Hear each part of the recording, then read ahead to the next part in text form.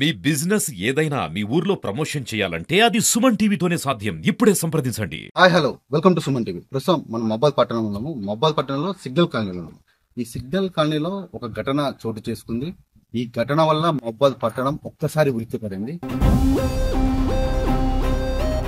ఒక వివాహితని ఇక్కడ ఉన్నటువంటి డీటెయిల్స్ అంటే ఈ ఇంట్లో ఉన్నటువంటి ఒక వివాహితని ఇక్కడ ఉన్నటువంటి అత్తామామలు చంపారని చెప్పేసి ఒక వార్త అనేది బయటకు వచ్చింది. మనం విజువల్స్ చూసుకున్నట్టయితే ఇదో ఇంట్లో నివాసం ఉండే ఆ మహిళని ఒక అర్ధరాత్రి తనని చంపేసి పుడిచిపెట్టారు అత్తమామలు.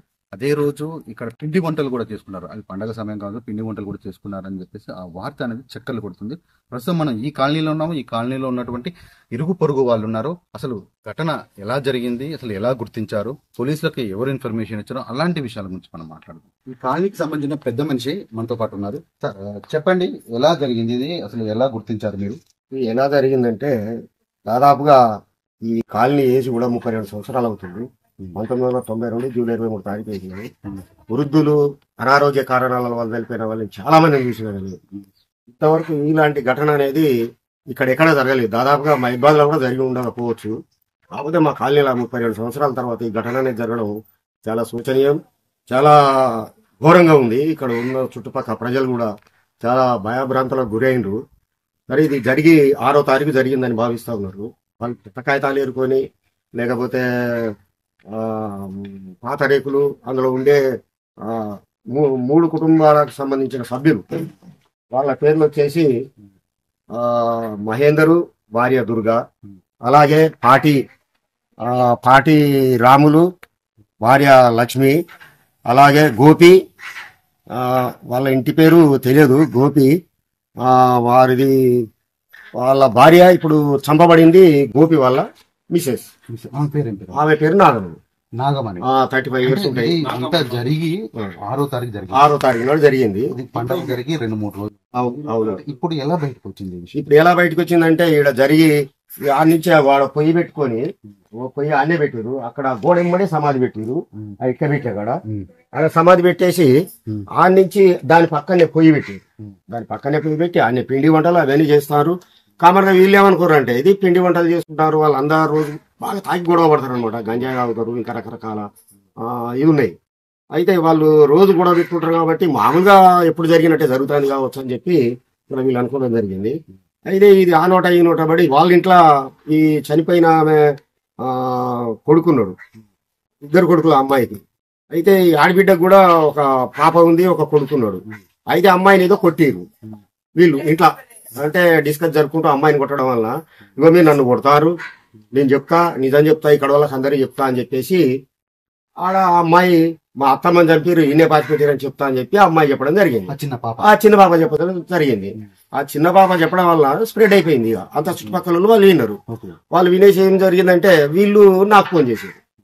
అంకుల్ ఇక్కడ ఇట్లా అనుకుంటారు, మరి ఫ్యామిలీ పెద్ద మనిషి కదా, ఒకసారి చూసుకోండి, మాకు కూడా అనుమానం ఉంది. ఆడొక సమాధి లెక్క ఉంది. మొదటగా పోలీసులకు ఇన్ఫార్మ్ చేశారు. నేనే పోయినా. నేను ఇంకా పరిశ్రమలు అనే తమ్ముడిని ఎమ్మడి పక్కెళ్ళి ఆ తమ్ముడిని ఎమ్మడి పెట్టుకొని ఇంకా తీసుకొని పోయినాను. పోయి సిఐ గారికి చెప్పినాను. సిఐ గారికి ఒక దరఖాస్తు తీసుకుపోయినా. ఆ దరఖాస్తులో ఏమని రాసిందంటే చంపి పూడ్చబెట్టబడిందని రాసిన. అది సిఐ గారు చూసేసి చంపి పూడ్చబెట్టబడింది అంటున్నావు, మరి నువ్వు చూసినావా అన్నాడు. అని నన్ను అడిగాడు. లేదు సార్, ఒక పాప చెప్పడం వలన అది స్ప్రెడ్ అయ్యి అందరికి కాలనీ వాసులకంతా తెలిసింది. దానివల్ల అక్కడ ఉన్న కొంతమంది కాలనీ పేద మనుషులు నన్ను పిలిచారు. నన్ను పిలిస్తే నేను పోయి చూసిన. నాకు అనుమానం వచ్చేసింది. నాకు అనుమానం వచ్చేసి చూసేసరికి నిజమే అనిపించింది.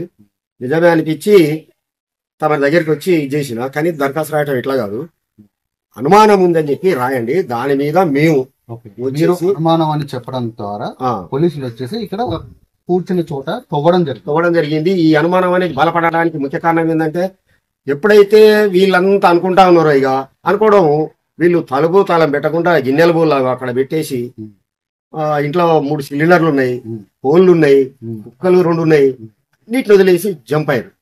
వాళ్ళు ఎడిపోయారో తెలియదు. దాని వల్ల జనాలకు ఇంకా అనుమానం ఇంకెక్కువైపోయింది. మీరు వింటున్నారు కదా, ఇప్పుడు ఈ కాలనీకి సంబంధించిన పెద్ద మనిషి ఇతను చెప్పిన కథనం ప్రకారము, అంటే ఇతను చెప్పిన ఒక వాస్తవమైన విషయాలు ఏంటంటే, మీరు ఇక్కడ చూసుకోవచ్చు, ఇక్కడనే ఎవరైతే మహిళ నాగమణి అనే మహిళని ఇక్కడ పూడ్చి పెట్టడం జరిగింది. అయితే ఇది పూడ్చిది పెట్టడం అనేది 6వ తారీఖు జరిగిందని చెప్పేసి ఒక అనుమానం ఉంది. అయితే ఇది ఎప్పుడు బయటకు వచ్చిందంటే పండగ తెల్లారి, అంటే పండగ రేపు ఎల్లుండని లేదా పండగ తర్వాత రోజు ఇది బయటికి రావడం జరిగింది. వాస్తవంగా ఏంటంటే ఆ మహిళ అనేది ఇక్కడనే ఈ యొక్క మహబూబాబాద్ పట్టణంలోనే చెత్తని ఏరుకునే ఒక మహిళ. ఆ మహిళ వివాహిత, అంటే గతంలో ఆమెకు పెళ్ళయి 2 పిల్లలు కూడా ఉన్నారు. ఆ మహిళ అన్నటువంటి ఇదే ఇంటికి సంబంధించిన ఒక అతన్ని, గోపియా ఏం పేరు ఉంది అతని పేరు, గోపి అనే అతన్ని పెళ్లి చేసుకోవడమో తెలియదు, కానీ మొత్తానికైతే ఆ గోపితోని సహజీవనం చేస్తుంది.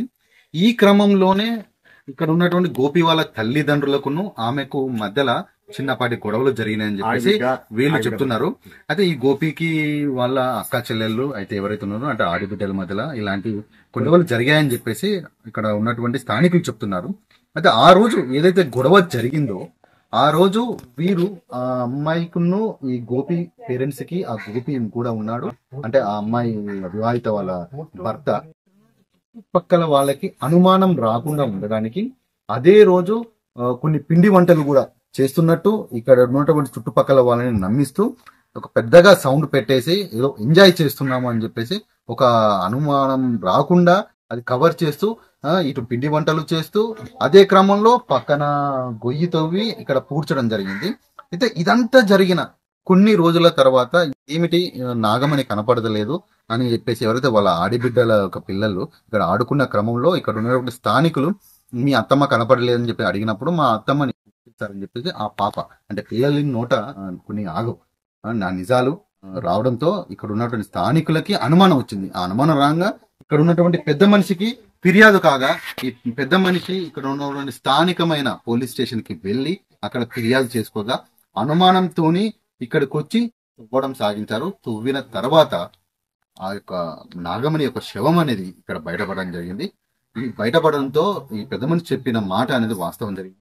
కానీ మహబూబాబాద్ పట్టణంలో ఇలా జరగడం అనేది ఒక్కసారిగా ఈ పట్టణ ప్రజల్ని ఉలిక్కి పడేలా చేసింది. అంటే ఒక మహిళని, ఒక వివాహితని అర్ధరాత్రి చంపి పూడ్చేసి ఒక వారం రోజుల తర్వాత ఇది బయటపడడము ఒక్కసారిగా ఈ మహబూబాబాద్ పట్టణం అనేది ఒక భయాందోళనతో ఉంది.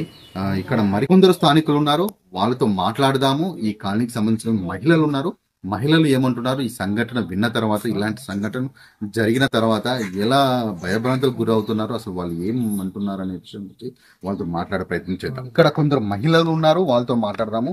అమ్మమ్మ మీ పేరేంటమ్మా?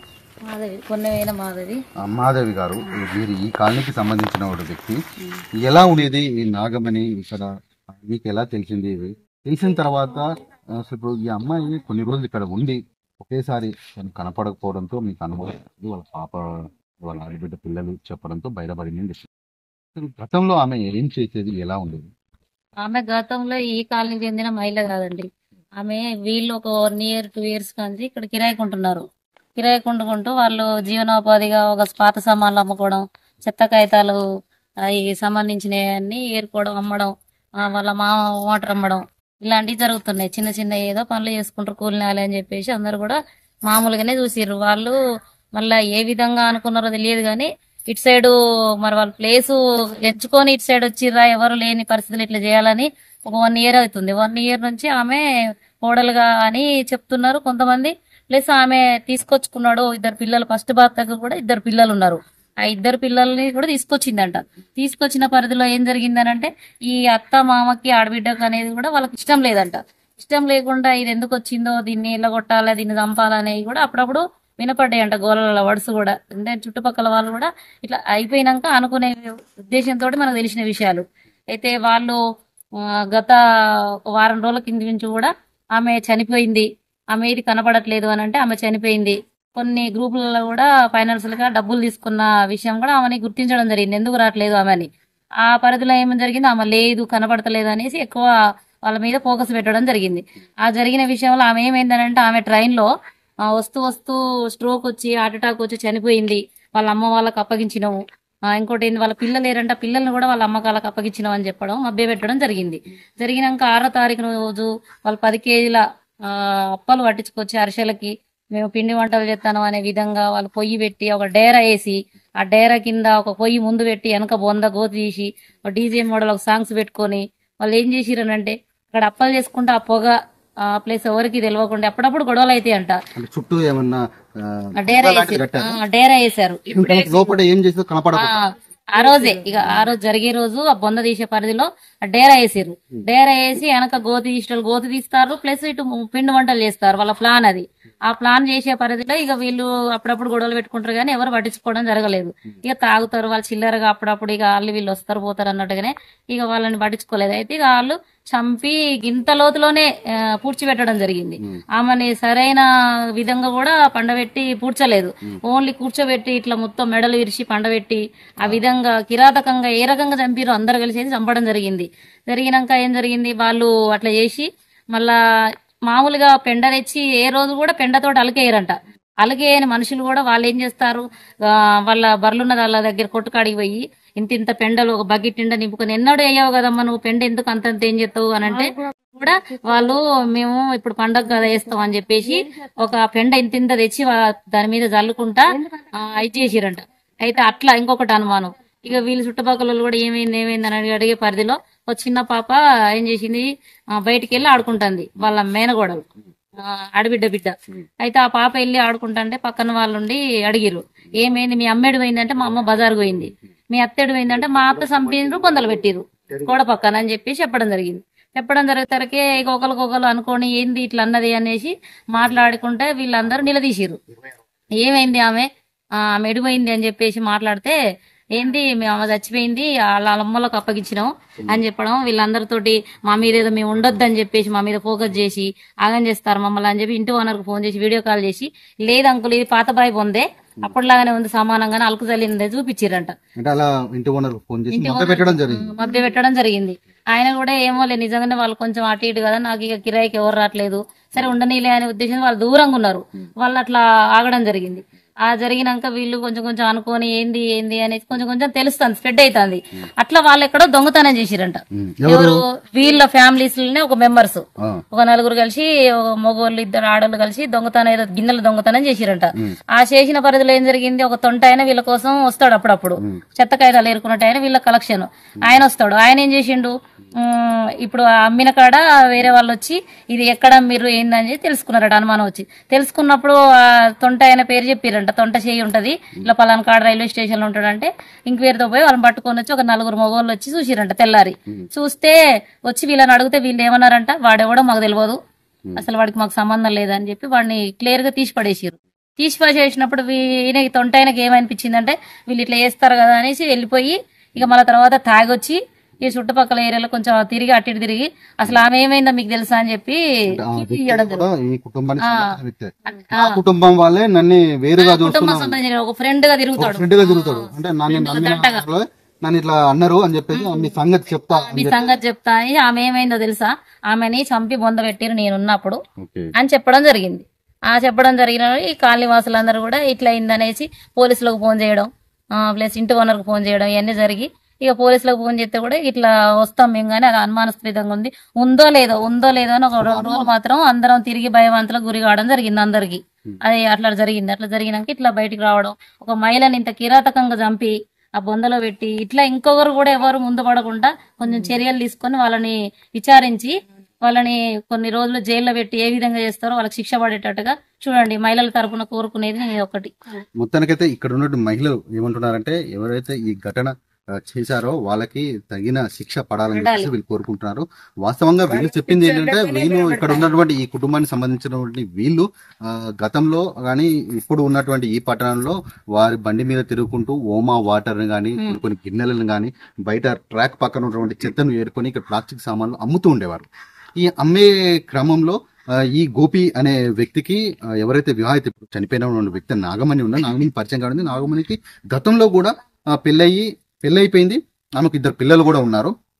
ఆ అమ్మాయిని ఈ గోపి అనే తీసుకురావడం వల్ల నువ్వు రావడం వల్లనే నా కొడుకు పెళ్లి చేసుకోవట్లేదు, పెళ్లి కావడం లేదని చెప్పేసి ఇలాంటి ఘర్షణలు జరుగుతూ ఉండేవి. పలుబార్లు ఘర్షణలు జరిగాయని చెప్పేసి ఇక్కడ ఉన్నటువంటి స్థానికులు చెప్తున్నారు.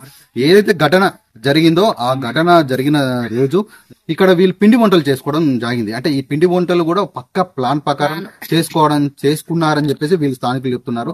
ఎందుకంటే ఆ రోజు అమ్మాయిని ఏదో గొడవ జరిగిన తర్వాత ఆమె చనిపోయిన తర్వాత ఆ మృతదేవాన్ని పూడ్చిపెట్టే టైంలో ఇక్కడ ఉన్నట్టు ఇరుగు పొరుగుకు అనుమానం రాకుండా ఉండడానికి ఒక టెంట్ పెట్టేసి ఒక 10 కేజీల ఒక పిండి వంటలు చేసుకొచ్చి ఇక్కడ పొయ్యి పెట్టేసి ఇక్కడ స్థానికంగా ఉన్నటువంటి వీళ్ళు చేసే ఘటన అనేది బయట కనపడి ఉండడానికి ఈ సైడ్ వాల్ అనేది కట్టేసి వీళ్ళు ఇక్కడ పిండి వంటలు కొనసాగించడం జరిగింది.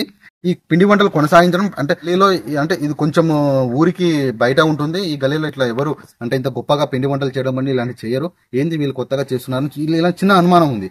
ఈ అనుమానము మరియు ఆమె కనపడకపోవడము ఇదొక సంఘటన. మరియు కొన్ని రోజుల తర్వాత ఇక్కడ ఉన్నటువంటి స్థానికంగా ఉన్నటువంటి ఆశా వర్కర్స్ కానీ అంగన్వాడీ టీచర్స్ కానీ వీళ్ళు అడగడం జరిగింది.